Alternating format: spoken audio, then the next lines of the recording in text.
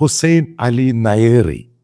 അതായത് നിങ്ങൾ കേട്ട് കാണും, 1998 ഒരു മാസ് എക്സിക്യൂഷൻ നടത്തി.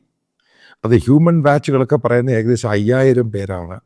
മറ്റുള്ള റിപ്പോർട്ട്സുകൾ പറയുന്ന ഏകദേശം 20,000-നും 30,000-നും ഇടയ്ക്ക് ആളുകളെയാണ്, പൊളിറ്റിക്കൽ പ്രിസണേഴ്സാണ് ഏറ്റവും കൂടുതൽ.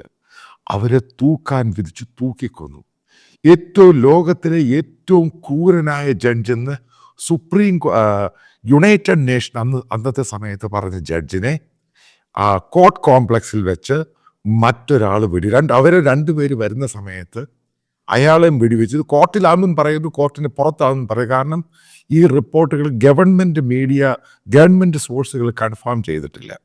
ഇത് സോഷ്യൽ മീഡിയയിൽ വന്ന് ഏകദേശം 20 ലക്ഷത്തോളം മെമ്പേഴ്സുള്ള, അതിനുശേഷമാണ് ഗവൺമെൻറ് തീരുമാനിക്കുന്നത് ഈ വാർത്ത പുറത്തു പോയി കഴിഞ്ഞാൽ അവിടെ പരക്കെ ആക്രമണം നടക്കുകയാണ്.